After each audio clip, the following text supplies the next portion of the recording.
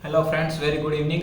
आज हम बात करेंगे खांसी के टॉपिक के ऊपर, जो भी रिसेंटली H3N2 वायरस, जिसके वजह से लोअर लंग में जो इन्फेक्शन हो रहा है और उसकी वजह से खांसी कांस्टेंट आ रही है।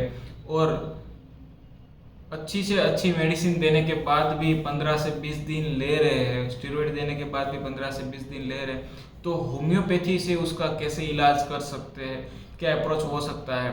तो मेरे फ्रेंड्स और जितने भी होम्योपैथ डॉक्टर्स हैं वगैरह, सबको भी मेरी ये निवेदन है और जनरल पब्लिक को भी है, ठीक है। खास करके ये खांसी ऐसी नहीं है कि आप इनको एंटीबायोटिक और स्टेरॉइड देके कम हो सकती है, लेकिन इम्प्रूव नहीं हो सकती है।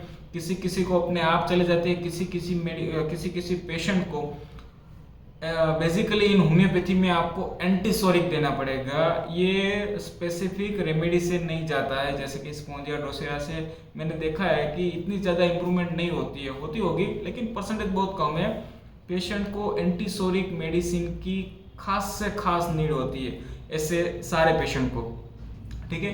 तो एक अप्रोच है एंटीसोरिक मेडिसिन दे कैसे, तो उनके बेसिक नेचर में वो खांसी में क्या कर रहा है, पहले से उनका नेचर कैसा है, थोड़ी बहुत उनके डिज़ायर वगैरह, फिजिकल जनरल स्ट्रॉन्ग लेके, अगर कोई पर्टिकुलर हमें स्ट्रॉन्ग मिल रहा है, कॉन्स्टेंट मिल रहा है, तो हम वो ले सकते हैं, ठीक है। लेकिन एंटीसोरिक अप्रोच ही बेस्ट रहेगा उनके लिए, जो खास करके phosphorus, pulsatilla, sulphur, lycopodium, calcarea, अलग अलग मेडिसिन के चाहते हैं।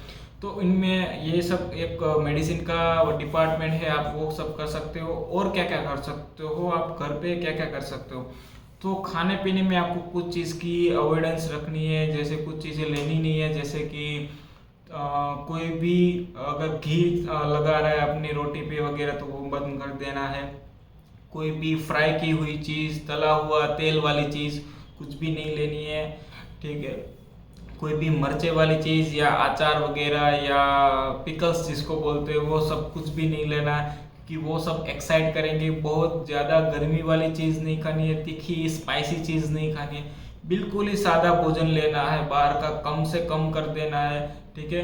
और ज़्यादातर आप अगर घर में रहते हो तो एसी को अगर कंट्रोल में रखो, बहुत ज़्यादा ठंडा मत कर दो, क्योंकि अगर आप बहुत ज़्यादा ठंडा कर दोगे, रूम को टेम्परेचर अगर बहुत ज़्यादा यहाँ पे कम है और बाहर जितने जाओगे तो टेम्परेचर बढ़ेगा, तो यहाँ पर भी एक्साइटमेंट हो सकता है, खांसी जल्दी से आ सकती है, क्योंकि जैसे एयर आप इनहेल करते हो वो अगर मेंटेन नहीं हुआ तो भी खांसी का बहुत ज़्यादा प्रभाव आ सकता है, ठीक है। ये सब स्पाज्मोनिक है। और ज़्यादातर कोशिश करो, अगर खांसी आपको बहुत ज़्यादा आ रही है तो मुंह पर ऐसे हाथ रखो जैसे वायरस दूसरों को ना फैले, और कम से कम ऐसे बड़ी खांसी खाने की कोशिश नहीं, छोटी सी खांसी खाओ, क्योंकि नहीं का अगर आप ज़्यादातर खांसी उनको बहुत ज़्यादा एक्सप्रेस करोगे तो आपकी बॉडी को डैमेज हो सकता है, आपके मसल्स को पेन हो सकता है, वीकनेस आ सकती है, ऐसा सब कुछ हो सकता है।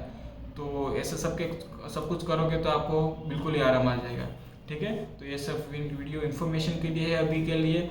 अगर आपको कुछ और जानना है तो मेरे से जान सकते हो, मुझे बताना कमेंट करके, ठीक है। धन्यवाद।